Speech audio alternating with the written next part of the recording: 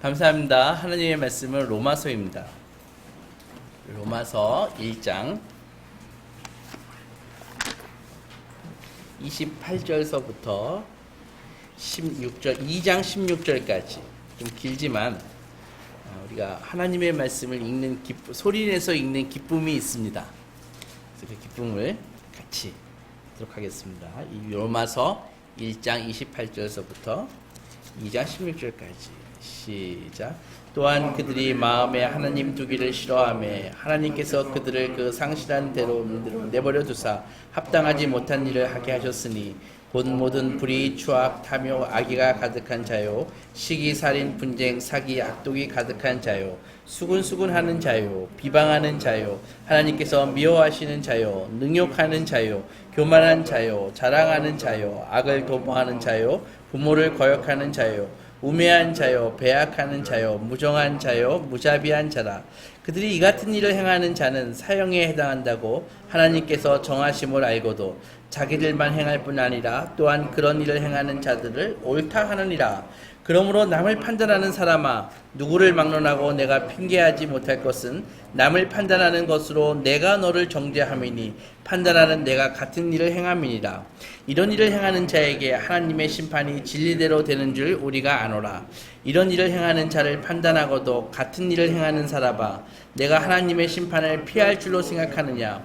혹 내가 하나님의 인자하심이 너를 인도하여 회개하게 하심을 알지 못하여 그의 인자하심과 용납하심과 길이 참으심이 풍성함을 멸시하느냐.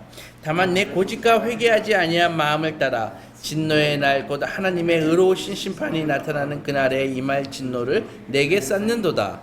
하나님께서 각 사람에게 그 행한 대로 보응하시되 참고 선을 행하여 영광과 존귀와 썩지 아니함을 구하는 자에게는 영생으로 하시고 오직 당을 지어 진리를 따르지 아니하고 불의를 따르는 자에게는 진노와 분노로 하시리라.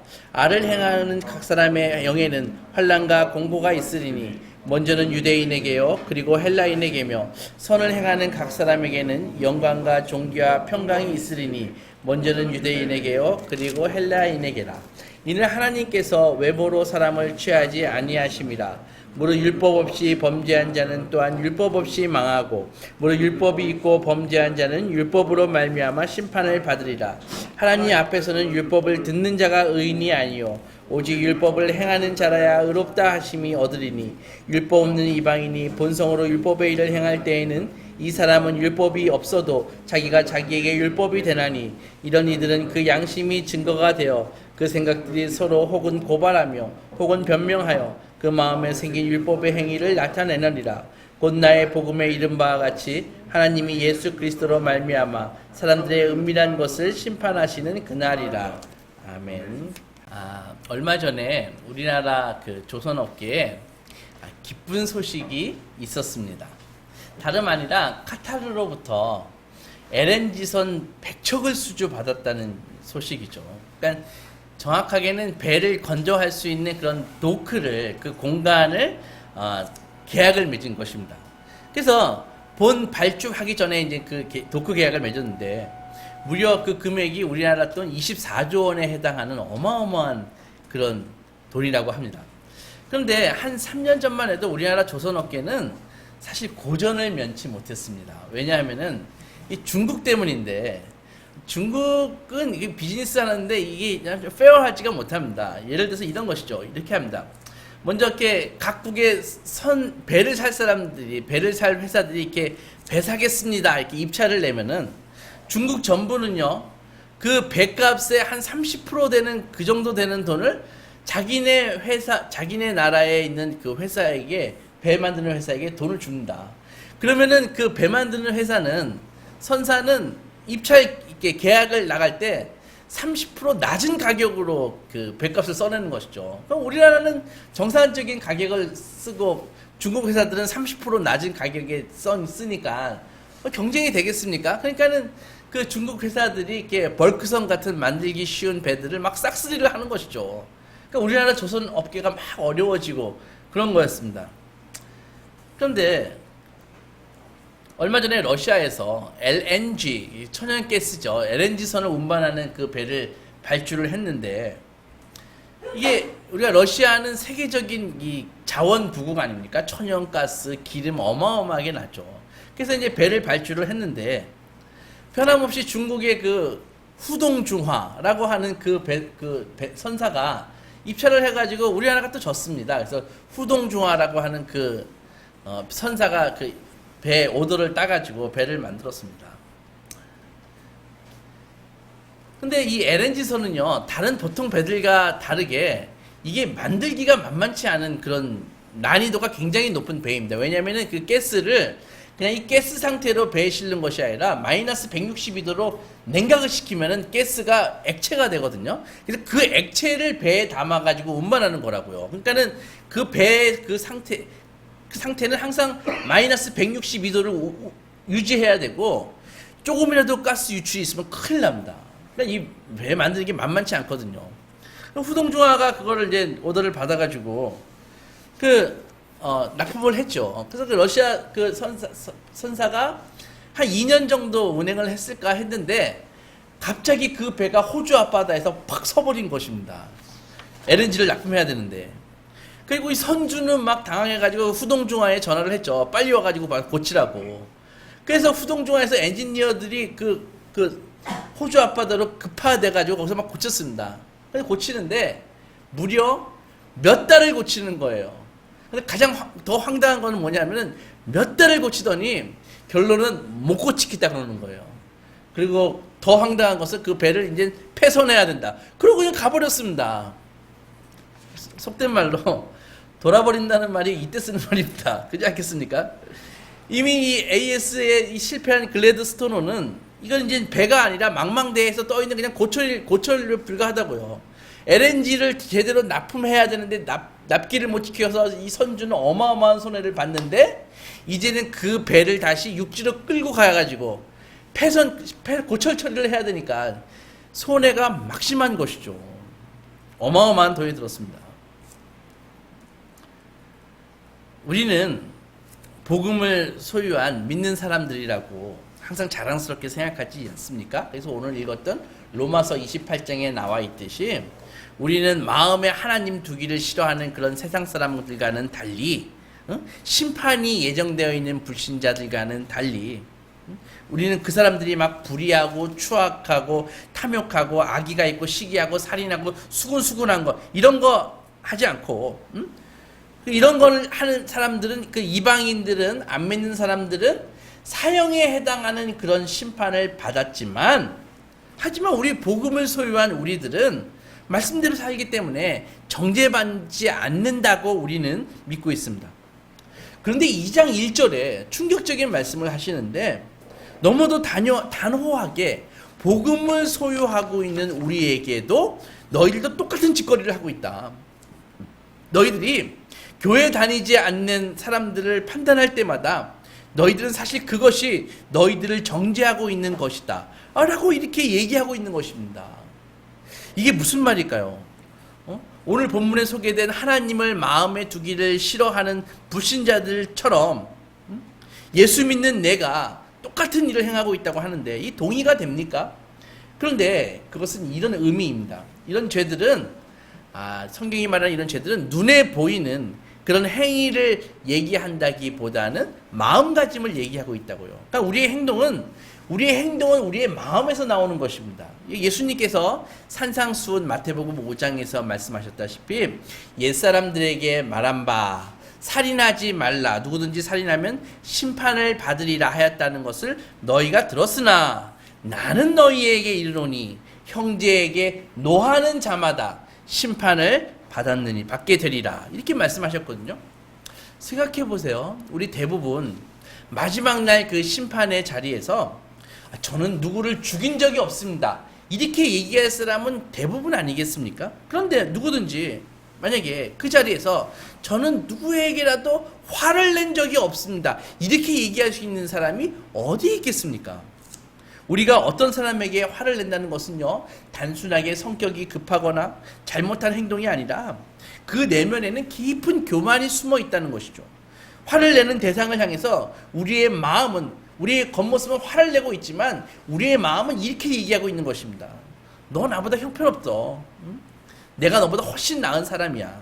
이런 태도가 깔려 있다는 것이죠. 일찍이 예수님은 경고하셨습니다. 누가복음 6장에서 어찌하여 형제의 눈 속에 있는 티를 보고 내 눈 속에 있는 들보는 보지 깨닫지 못하는가 라고 말씀하시지 않습니까? 그러니까 우리는 우리 자신보다 다른 이들에 대해서 항상 재빠르게 가차없이 비판을 가하지 않습니까?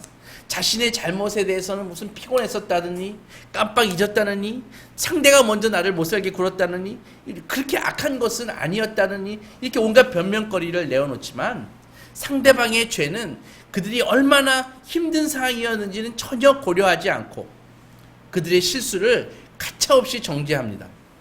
다른 사람들이 저지른 수치스러운 행위에 대해서는요, 몹시 분을 내거나 아니면 가십거리로 삼아서 수군수군 되지만 자신의 그 의로움을 이렇게 드러내지만은 다른 사람이 아닌 자신이 그런 행동을 하면은 전혀 심각하게 받아들이지 않는다는 것이죠.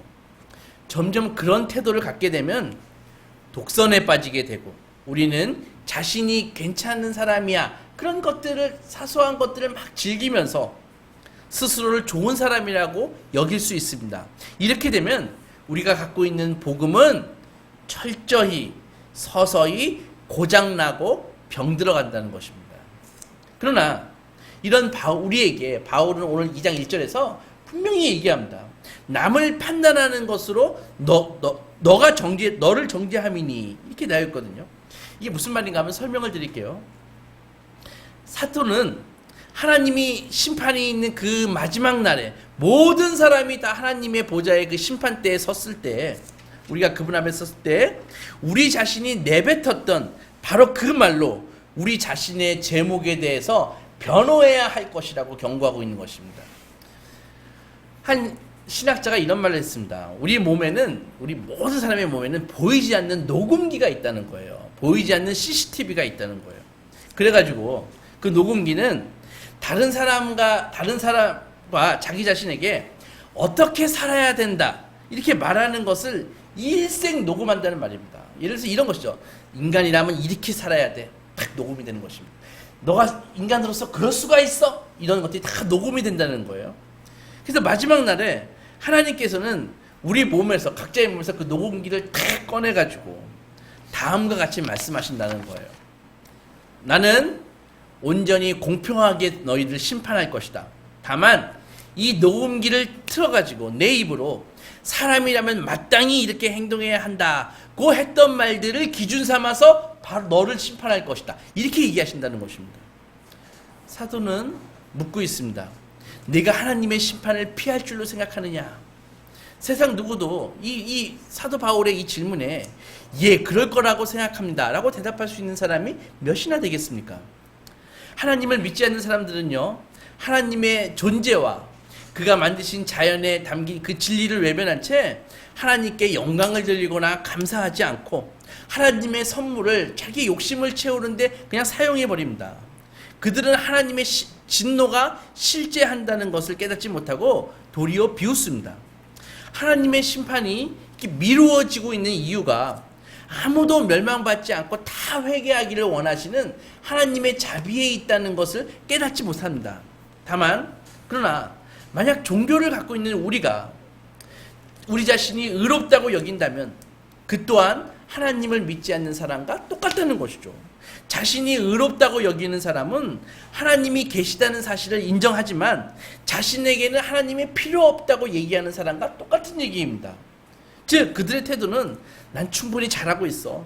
나는 스스로 구원할 수 있고 궁극적으로 내 자신만이 영광을 받는다. 이렇게 생각하는 것입니다. 이런 태도를 갖고 있는 것입니다. 그들은 하나님이 다른 사람들에게 진노하는 것은 마땅하지만 자신들은 그 진노에서 전적으로 면제되었다고 생각하는 것입니다. 따라서 이들은 회개할 필요를 전혀 느끼지 않고 회개하지 않습니다. 뿐만 아니라 하나님이 심판을 이렇게 연기해 주시는 이유가 자신들에게 겸손하게 자비를 구할 기회를 주시기 때문이라는 것을 깨닫지 못합니다. 이런 태도는 하나님의 은혜를 정말 주제넘게 멸시하는 행동입니다. 누가복음 12장에서 우리가 잘 아는 예수님의 비유가 한 가지 나오는데 15장에서 우리는 탕자의 비유라고 얘기를 합니다. 사실은 탕자의 비유가 아니라 두 아들의 비유입니다. 거길 잘 읽어보면은요, 첫째, 동생이 먼저 출연하죠. 우리가 탕자라고 얘기하고 있는 친구요. 그 친구는 아버지가 아직 돌아가시지도 않았는데 아버지에게 와가지고요, 재산을 달라고 막 요구를 합니다. 그래서 재산을 아버지가 떼어주죠. 그래서 재산을 가지고 가가지고 먼 나라로 가가지고 창녀와 함께 그 재산을 다 탕진해 버렸습니다. 그는 방탕하고 불순종하고 아버지께 불순종했습니다. 돈을 사랑하고. 반면에 더 읽어보면 탕자의 형이 나오거든요. 근데 형은 집에서 열심히 일을 합니다. 아버지께 아주 순종적이었습니다. 시키는 것은 무엇이든지 했지요. 그런데 동생이 돌아왔지 않습니까? 그래서 아버지가 그 동생에게 잔치를 배설해 주자마자 양을 잡고 잔치를 새로운 옷을 입히고 금가락지를 끼우고 잔치를 배설해 주자마자 갑자기 형의 태도가 돌변합니다. 그래서 아버지를 보고 갑자기 돌변해서 본색을 드러내고 본격적으로 아버지를 비난하며 아버지를 아버지라고 인정하지 않는 듯한 발언을 막 쏟아놓으면서 아버지께 반기를 듭니다. 성경이 우리에게 가르쳐주는 바는 우리가 이제까지 주목하던 이 탕자뿐만이 아니라 이 집에 있는 형, 아버지 말씀에 순종했던 형, 교회 잘 다니는 형, 이 둘 다 똑같이 길을 잃은 것이다 라고 가리키는 것입니다. 둘 다 아버지에게 다 멀어졌던 것이고 둘 다 구원이 필요하다는 것을 우리에게 말씀하고 있습니다. 이것이 이 비유의 핵심입니다. 특별히 우리가 읽은 본문은 동생은 우상을 숭배하고 누구나 다 죄라고 인정하는 그런 죄를 지었지만 반면에 자신은 하나님의 진노와는 거리가 먼 사람이야, 난 죄사함이 필요 없어 라고 생각하는 이 형 부류의 사람들, 형과 같은 사람들, 오히려 그들이 선한 사람이 되기 위해 무진장 애를 쓰고 스스로 다른 사람보다 훨씬 선하고 열심히 한 그 종교생활 때문에 종교생활에 대해서 스스로 보상받아야 된다고, 마땅하다고 보상받아야 된다고 생각한다는 것이죠. 하지만 성경은 이들도 탕자의 형처럼 아버지를 떠난 사람이라고 가르쳐주고 있습니다. 여러분, 종교적인 그런 순종이 경건해 보일지라도 그것 역시 우상숭배가 될 수 있습니다. 종교적인 사람들이 현대의 이 보통 사람들이, 세속적인 사람들이 이 우상으로 삼고 있는 돈이라든지 어떤 사회적인 지위라든지 문란한 성행이라든지 이런 것을 추구하지 않는다 할지라도 이들은 마음속으로 다른 우상을 품고 있는데, 종교적인 사람들이 그게 뭐냐면은 바로 자신의 공로와 의라는 것입니다. 이들은 자신이 도덕적이라는 것에 대해서 자신의 가치를 찾는 것이죠. 스스로 만든 규율을 철저하게 준수함으로써 만족감과 우월감을 갖습니다. 그걸 가지고 구원받을 거라고 생각을 합니다. 즉, 자신의 선함이 자신을 구원해 줄 것이라고 생각하고 그것들을 숭배하는 것입니다. 이것이 과연 옳을까요? 절대 그렇지 않습니다. 이런 태도에 대해서 바울은 오늘 5절에서 분명하게 얘기합니다. 진노의 날, 하나님의 의로우신 심판이 나타나는 그날에 이 말 진노를 너에게 쌓는 것이다, 이렇게 얘기하고 있습니다.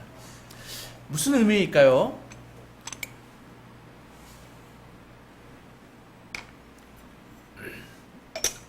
그럼 교회도 다니지도 말고 예배도 드리지도 말고 봉사나 선도 하지 말라는 얘기입니까? 착한 일 하지 말라는 말입니까? 그런 게 아니라 성경의 요지는 불신자들 못지않게 믿는 사람들도 복음이 필요하다는 것입니다. 세상 사람들만큼이나 믿는 사람들도 복음에서 멀어져 있다는 것을 얘기하는 것입니다. 변질된 복음을 소유한 사람들이 위험한 이유는요, 그들이 하나님 앞에 예수 그리스도의 그 십자가 공로가 아니라 자기가 했던 봉사나 선행이나 율법 준수 이런 것을 가지고 하나님 앞에 서려고 한다는 것입니다. 그것은 자기의 의를 드러내는 것입니다. 로마서 1장 16절에서 말씀하듯이 복음의 핵심은 하나님의 의가 드러나서 누구나 의롭다 함을 받을 수 있다는 것입니다. 우리를 의롭게 하시는 이 예수님 외에, 그 예수님 외에 누군가 다른 사람이나 어떤 것을 의지한다면 그 사람은 복음을 거부하는 거하고 똑같은 것입니다. 율법이나 우리가 행한 그 선한 행위들, 그런 것을 의지하는 것은 그것을 깡 무시하고 사는 세상 사람들과 똑같이 자기 자신을 믿는 것이고 동시에 하나님을 거부하는 것입니다. 도덕적인 사람들이 자신의 그 영적인 그 레벨에 만족한다면은 오직 믿음을 통해 의롭다함을 받는 성경의 진리를 거부하는 거란 말입니다. 그래서 도 닦지 말라는 것입니다. 인간은 절대로 도를 닦아서 정진해서 하나님의 영광에 이를 수 없습니다. 오히려 그런 마음으로 정진하고 도덕적 업적을 쌓게 되면 더 위험에 빠집니다. 복음과 철저히 멀어질 뿐입니다. 그들은 스스로 의롭기 때문에 굳이 의롭다 여김을 받을 필요가 없다고 생각합니다.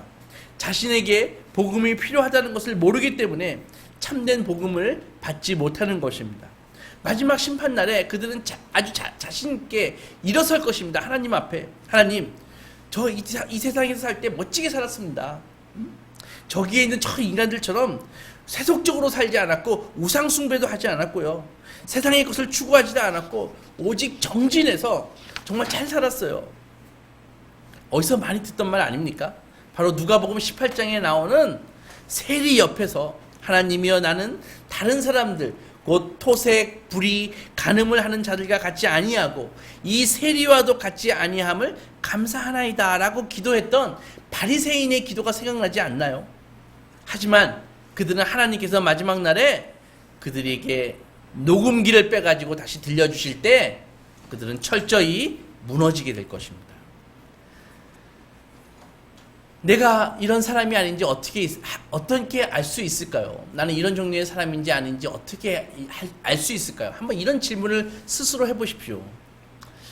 나는 지금 나의 마음 상태와 나의 사는 모습 때문에 혹시 하나님께 버림받을 수도 있지 않을까? 그런 생각을 여러분들은 하십니까? 안 하십니까? 또 이런 생각 안 하시나요? 교회에 다니지 않는 사람들을 보면은 절레절레 찌찌찌 하면서 그렇게 생각하시나요? 아니면은 나도 사실 저들과 똑같은데 그냥 다르게 보이는 것뿐이야 이런 생각을 좀 하시나요? 그리고 또 이런 생각 하지 않으시나요? 아까 얘기했던 그 녹음기가 있다고 생각하시나요? 없다고 생각하시나요? 혹은 있다 하더라도 나는 그 녹음기하고 절대 관계없이 나는 문제없을 거라고 생각하시나요? 마지막 날 창조주 하나님의 심판과 판결을 받기 위해 섰을 때 우리는 어떤 기준으로 심판을 받을까요? 제가 이걸 보고 놀랐습니다. 성경의 대답이 정말 놀랐기 때문입니다. 우리가 심판의 기준이 뭐냐 하면은 예수 그리스도의 복음을 우리가 받았는지 받지 않았는지 그것 가지고 심판하는 것이 아니라 오히려 하나님은 각 사람이 행한 대로 갚아주시겠다고 말씀하고 있다는 것입니다.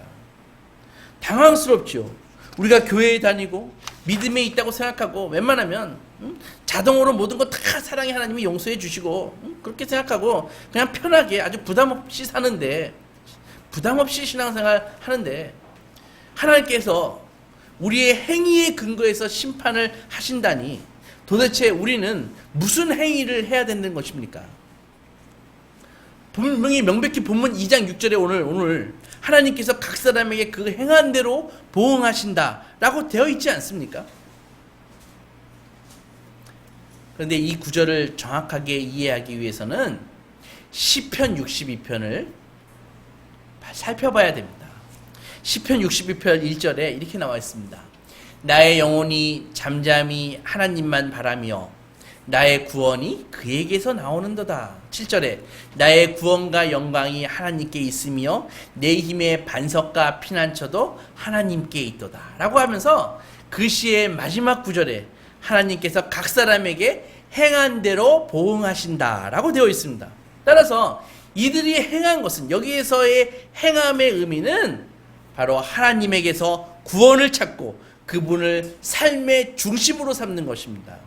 하나님은 이런 태도를 가진 주의 자녀들에게 각 사람이 행한 대로 갚아주십니다. 여러분, 우리 모두 행위가 중요하다는 것은 알고 있습니다. 그러나 그 행위가 중요한 이유는 그것이 구원을 받기 위한 근거가 되기 때문이 아니라 그 행위가 우리에게 구원받을 수 있는 구원받는 믿음이 있음을 보여지는 증거이기 때문에 행위가 중요한 것입니다. 어렵지요? 설명드리겠습니다. 그러니까 가장 중요한 것은 하나님을 자신의 피난처와 반석, 그리고 구원으로 삼는 하나님과의 인격적인 관계가 있는가, 그것이 제일 중요하다는 것입니다. 따라서 선한 행위는, 그것이 선한 행위가 우리가 구원받는 조건이 아니라 우리에게 구원받는 믿음이 있음을 보여준다는 것입니다. 그렇다고 우리가 구원받기 위해 우리의 믿음 위에 선한 행위를 올려야 된다, 그런 얘기는 아닙니다. 좀 더 쉬운 설명을 드릴게요. 여러분들 사과나무가 있죠. 사과나무의 사과는 사과가 이렇게 열려 있으면 나무에 생명이 있다는 것을 증명하지만 사과 열매가 나무에 생명을 공급하는 것은 아니죠. 사과 열매를 보면은 사과나무가 살아있다는 것은 알지만 사과나무가 살 수 있도록 양분을 공급해 주는 것은 사과 열매가 아니라 사과 뿌리라는 것입니다. 마찬가지로 그리스도에 대한 믿음만이 우리에게 새로운 생명을 줍니다. 하지만 우리에게 참된 생명이 있다는 것은, 참된 생명이 있음을 증명해 주는 것은 바로 의로 변화된 우리의 삶이라는 것입니다. 우리가 복음을 소유했고 믿음이 있다고 하면서 우리의 행위가 새로워지고 변화되지 않는다면, 우리의 행위가 새로워지고 변화되지 않는다면 우리에게 절실하고 참된 믿음이 있는지 정말 스스로 질문해 봐야 됩니다. 그처럼 그러면 이렇게 살아있고 워킹하고 이런 복음을 소유한 사람들의 특징이 무엇일까요? 한마디로 하나님과의 관계를 추구하는 인생이라는 것입니다. 이런 사람들은 본문 7절에서 말씀하고 있듯이 참고 선을 행할 뿐만이 아니라 영광과 존귀와 썩지 아니함을 구합니다. 그들은 자신을 위해서 선한 행위를 하지 않고 오직 하나님의 성품을 담기 위해서 선한 행위를 합니다. 여러분, 우리는요, 영광과 존귀와 썩지 않음을 영원토록 누리도록 원래 창조되었습니다. 또 그리고 우리는 그것을 추구해야 됩니다. 그러나 많은 사람들이요, 영광과 존귀를 눈에 보이는 물질을 소유하는 것으로부터 찾으려고 합니다. 이런 것들을 어떤 사람들 속에서 찾으려고 합니다. 잊지 마십시오. 피조물 속에서 얻는 것들은요, 유한하고요, 부작용이 있고 우리를 타락하게 만들기 아주 쉽습니다. 그러나 하나님을 아는 데서 그 영광과 존귀를 구하는 자에게 하나님은 영생을 주십니다. 8절에 하나님과 올바른 관계에 있지 않는 사람들의 특징을 얘기하고 있는데, 첫째는 당을 짓는다라고 되어 있는데, 그 영어 성경에 살펴보면요, self-seeking 그래가지고요, 이기적인 욕망으로 행하는 그런 뜻입니다. 이처럼 아직과 자기 도취에 빠져서 스스로 왕과 구원자가 되려는 것을 의미하는 것이죠. 그러니까 신앙이 이건 없건 다 이룰 수 있습니다. 둘째, 진리를 따르지 아니하고 불의를 따르는 것, 이렇게 되어 있는데 역시 마찬가지입니다. 하나님으로부터 진리를 배우려는 의지가 전혀 없는 것을 얘기하는 것입니다. 자신의 아집과 고집과 생각 말고는 어떤 진리로 들으려고 하지 않기 때문에 절대로 진리를 배울 수가 없습니다. 평생 뭔가 하려고 노력하지만 절대 진리에 이를 수 없다는 것입니다. 여러분, 율법을 지킴으로써 의로워지려고 한다면 율법이 무엇인지 알아봐야 되는데, 율법은요, 우리에게 완전 무결한 것을 요구합니다. 그러니까 그렇게 되면은 그 율법을 무시하게 되는 것이죠. 지킬 수 없으니까. 그러나 우리가 계명을 완전히 따를 수 없기에, 우리가 율법을 완전히 지킬 수 없기에 우리 힘으로 얻을 수 없는 의를 하나님으로부터 받아야 되는 것입니다. 잊지 마십시오. 우리 스스로 구원할 수 있다고 생각하는 것은 자기는 구원받을 필요가 없다는 말과 똑같은 것입니다.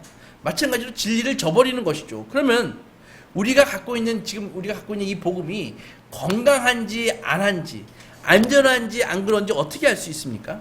그것은 하나님의 심판을 항상 의식하는 것입니다. 우리 16절에 보면은 곧 나의 복음에 이른 바와 같이 하나님이 예수 그리스도로 말미암아 사람들의 은밀한 것을 심판하시는 그날이라. 하나님은 심판하시는 그날에 그 은밀한 것을 드러내어 공정하게 심판하실 것입니다. 그날이 오면 누구든지 자신들의 종교나 도덕 그 밑바닥에 깔고 숨기고 있었던 모든 우상들이 다 드러날 것입니다. 그날이 오면 누구든지 자기들의 그 감추었던 모든 것들이 다 드러나게 되는 것이죠. 반대로 하나님이 베푸신 의를 겸손하게 받은 사람들은 구원받지 못하는 경우가 없을 것입니다.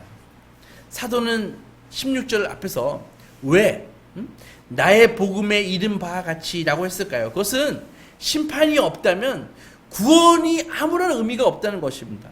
하나님의 그 진노가 실제하지 않는다면 우리가 외치고 믿는 그 십자가와 영광도 공허할 뿐입니다. 그거 다시 그렇게 되면 신앙이란 그냥 자기 암시이고 정신 승리일 뿐입니다. 사랑하는 여러분, 우리는 예수를 믿든 그렇지 않든 우리가 공평하게 하나님의 심판에 직면해 있고 우리 모두는 하나님의 진노를 받아 마땅합니다. 이것이 성경에 명백히 증언하고 있는 복음의 기초이고 기반입니다. 이 기초가 아니면 십자가를 제대로 볼 수가 없습니다. 먼저 자기 자신의 내 죄가 보이지 않는다면 예수 그리스도가 어떤 분인지 절대로 알 수가 없습니다. 한 설교자가 이렇게 말씀했습니다. 자기가 일평생 복음을 증거하면서 복음을 소유하고 증거하면서 자기는 두 가지만 보기를 원했다고.